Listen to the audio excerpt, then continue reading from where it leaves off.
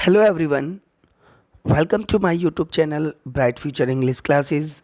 और आज इस वीडियो में हम पढ़ेंगे सीबीएसई 10th क्लास इंग्लिश की बुक सप्लीमेंट्री का चैप्टर फुटप्रिंट्स विदाउट फीट, जिसे लिखा है एच.जी. वेल्स ने। एक नोवेल है एच.जी. वेल्स का इनविजिबल मैन।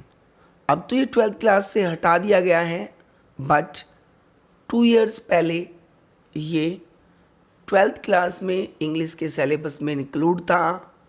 काफ़ी बड़ा नोवेल है और उसी नोवेल से यहाँ पर भी एक चैप्टर लिया गया है, एक छोटा सा चैप्टर जिसका नाम फुटप्रिंट्स विदाउट फीट है।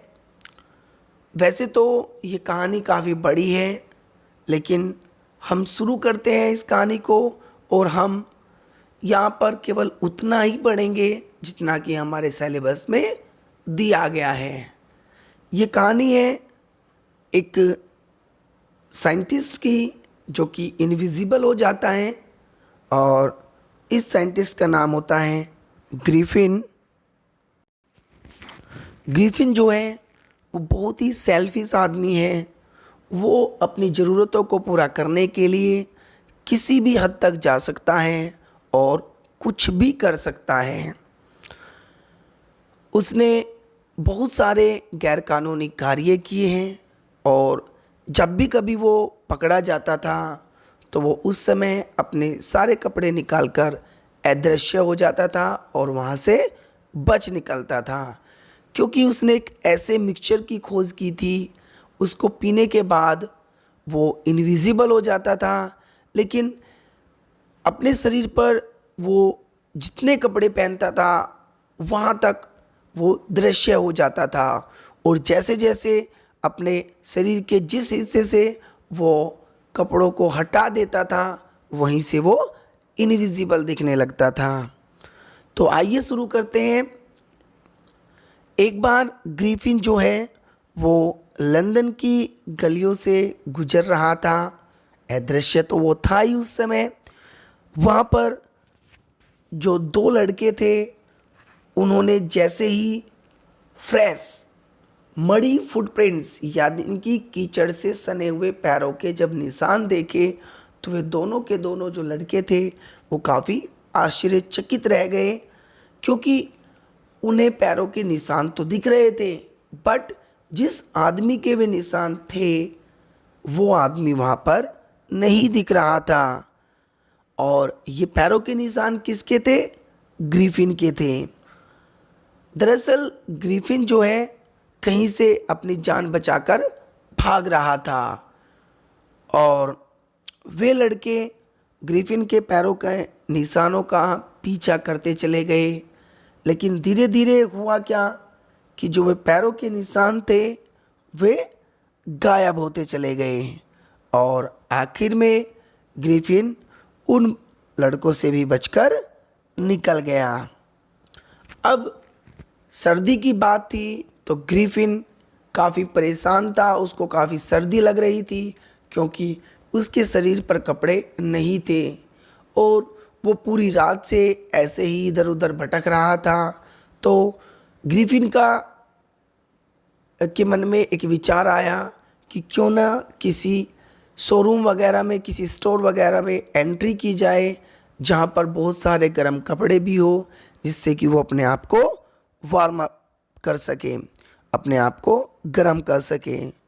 तो आखिर में जो ग्रिफिन था वो एक बहुत ही बड़े लंदन के बिग स्टोर में उसने एंट्री कर ली, और वहाँ पर जैसे ही वो स्टोर बंद हुआ, अब वो बिल्कुल अकेला था, तो उसने नए कपड़े पहन लिए और वहाँ पर उसने मीट भी खाया, वहाँ पर उसने कॉफ़ी भी पी, और उसने एक क्विल्ट का यानी कि रज़ाइयों का एक ढेर वहाँ पर लगाया और उनके ऊपर वो सो गया।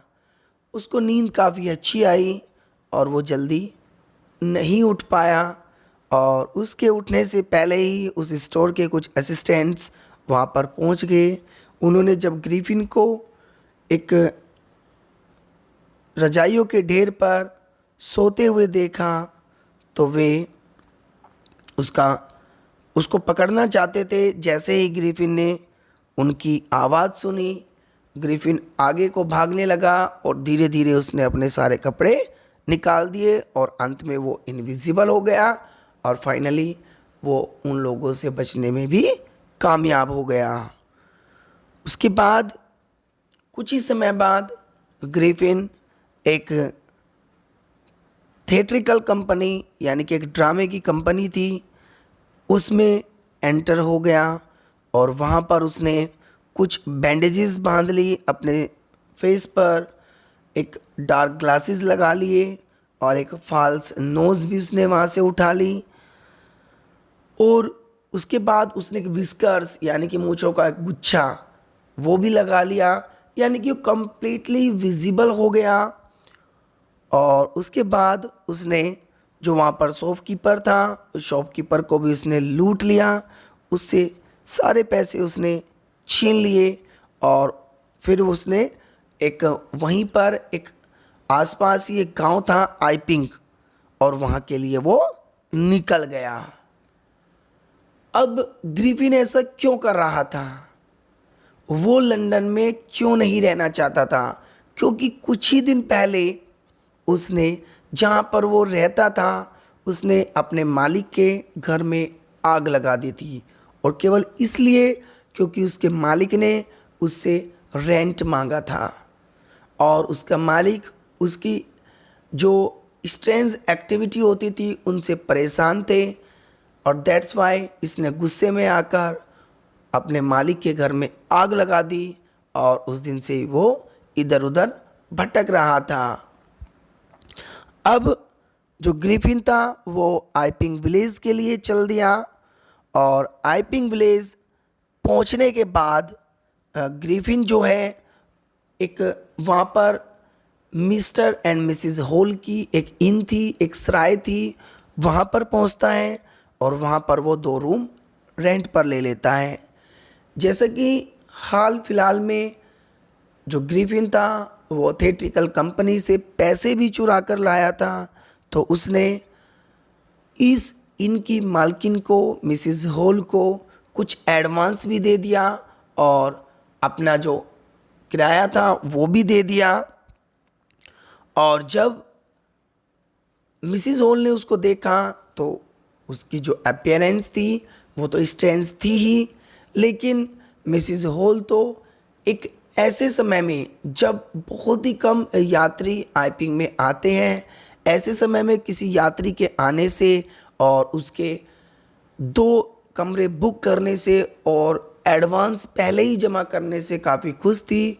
इसीलिए मिसिज हॉल ने कोई ज़्यादा जांच पड़ताल नहीं की और उसने ग्रिफिन को 2 कमरे किराए पर दे दिए, यहाँ तक कि उसने उसको ज़्यादा आइडेंटिफाई भी नहीं किया।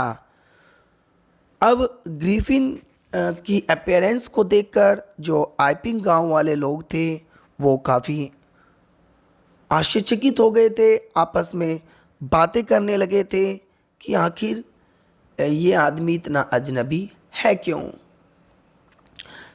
उसके बाद मिसिज हॉल ने कई बार ग्रिफिन से फ्रेंडली बिहेव भी करना चाहा।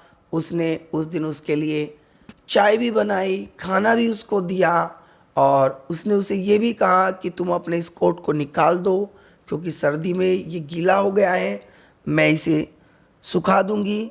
लेकिन इन सब के बावजूद ग्रिफिन ने उससे एक ही बात कह दी कि वह नहीं चाहता कि कोई उसको डिस्टर्ब करे, वो अकेला रहना चाहता है और अपनी अपीयरेंस के बारे में उसने सभी को बताया कि उसका एक्सीडेंट हो गया है और वो बस अकेला रहना चाहता है और वो किसी चीज़ पर सर्च कर रहा है क्योंकि वो एक वैज्ञानिक है।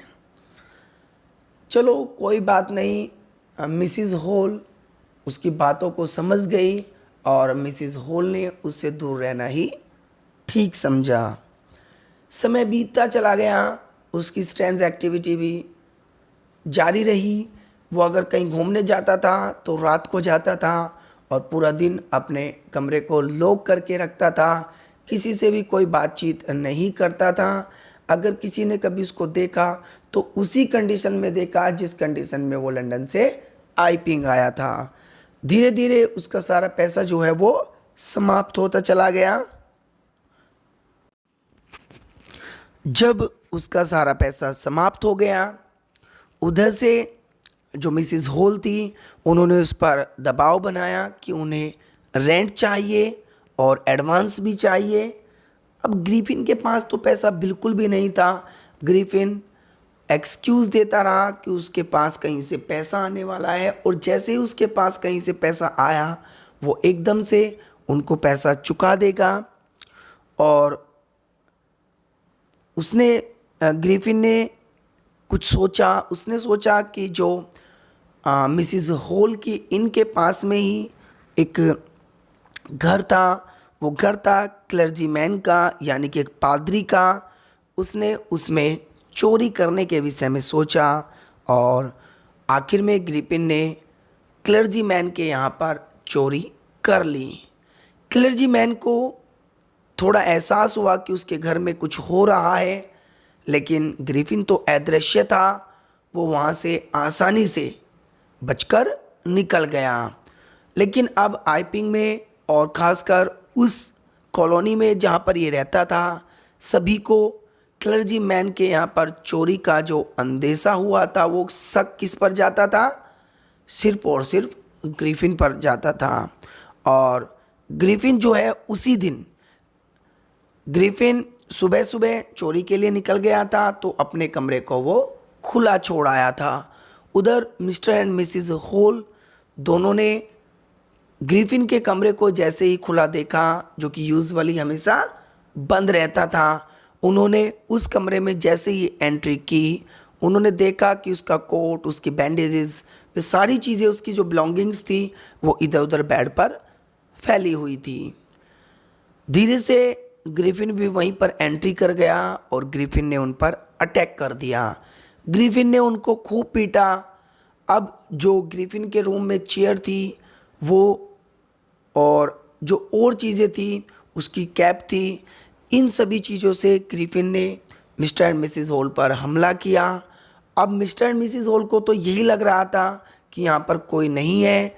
उस व्यक्ति ने, यानी कि ग्रिफिन ने, इस कमरे को हॉन्टेड बना दिया है, और ये सारी चीज़ें जो इतनी पुरानी, जैसे ये चेयर है, ये आज इनके अंदर जो है वो भूत समा गया है और ये हम पर हमला कर रही है। तो आखिर में मिस्टर एंड मिसिस हॉल को उस रूम से बाहर निकाल दिया गया और उनको काफ़ी चोट भी पहुंची। और फिर उसके बाद उन्हें भी जो है चोरी के बारे में, जो क्लर्जी मैन के यहाँ पर चोरी हुई थी उसके बारे में उनको भी पता चला, और उन्हें भी शक ग्रिफिन पर ही हुआ, क्योंकि उनको रूम से निकाल देने के बाद रूम बंद हो गया था और कुछ ही देर बाद ग्रिफिन उसी रूम से बाहर निकल कर आया। उधर क्लर्जी मैन ने इस चोरी के बारे में पुलिस को भी इन्फॉर्म कर दिया। अब पुलिस वहाँ पर आई। पुलिस की तरफ से वहाँ पर जो विलेज कांस्टेबल था मिस्टर जाफर्स, उसको ग्रिफिन को अरेस्ट करने के लिए ऑन द सस्पिशन, यानी कि संदेह के तौर पर उसको अरेस्ट करने के लिए बुलाया गया। और जब ग्रिफिन उस इन में आया, उसने ग्रिफिन कहता हूँ सॉरी, जब जाफर्स उस इन में आया और उसने ग्रिफिन से कहा कि जो कुछ भी ये सब हुआ है उसके बारे में मुझे आपसे कुछ बातें करनी है और तुम्हें मेरे साथ जो है वो थाने चलना होगा, और तुम्हें संदेह के तौर पर इस चोरी के लिए पकड़ा जाता है और मेरे पास तुम्हें पकड़ने के लिए एक वारंट भी है। इन सभी बातों को सुनकर ग्रिफिन काफ़ी गुस्से में आ गया। तब ग्रिफिन ने कहा ठीक है, लेकिन तुम मुझे हैंडकप्स यानी कि हथकड़ी नहीं डाल सकते, मैं तुम्हारे साथ ऐसे ही चलूँगा। उससे पहले ग्रिफिन ने कई बार उसे ये भी धमकाने की कोशिश की कि वो एक इनविजिबल मैन है, तुम मुझे नहीं पकड़ सकते, लेकिन फाइनली वो एग्री हो गया। और जैसे ही ग्रिफिन उसके साथ यानी कि जाफर्स के साथ चलने लगा तो ग्रिफिन ने जल्दी से अपने सारे कपड़े निकाल दिए और वो एक बार से फिर इनविजिबल हो गया। और जब वो इनविजिबल हो गया और जाफर ने उसको अरेस्ट करने की कोशिश की तो अब दोनों के बीच काफ़ी हाथापाई हुई और आखिर में ग्रिफिन ने जाफर को कुछ लात घूंसे मारे और उसको सीढ़ियों से भी नीचे गिरा दिया, यानी कि उसको उसने बेहोश कर दिया और ग्रिफिन वहाँ से भी बचने में कामयाब रहा। एक बार फिर से ग्रिफिन ने अपने इनविजिबल होने का फ़ायदा उठाया और विलेज कांस्टेबल जाफ़र को बुरी तरह से घायल करके बेहोश करके वो उस इन से निकल गया। इस चैप्टर में बस इतना ही पार्ट जो है वो इनविजिबल मैन नॉवल से लिया गया है और हमें बस इतना ही याद करना है, क्योंकि अगर एग्ज़ाम में इस नॉवल से संबंधित कोई क्वेश्चन आता है तो बस वो इतने ही पार्ट से आएगा। शुरू कहाँ से हुआ था कि जब दो लड़के लंदन में ग्रिफिन के फुटप्रिंट्स का पीछा कर रहे थे और इस चैप्टर का अंत यहीं पर हो जाता है कि जो ग्रिफिन होता है वो एक बार फिर से इनविजिबल होकर जाफ़र जो कि विलेज कांस्टेबल था उसको मार गिरा के उसको बेहोश करके वहाँ से बच निकलता है। आई होप आप लोगों के ये स्टोरी अच्छे से समझ आई होगी। Thank you for watching video, thanks a lot. अब मिलते हैं नेक्स्ट वीडियो में जिसमें हम इस चैप्टर का टेक्स्ट पढ़ेंगे और वर्ड टू वर्ड एक्सप्लेन करेंगे। Thank you.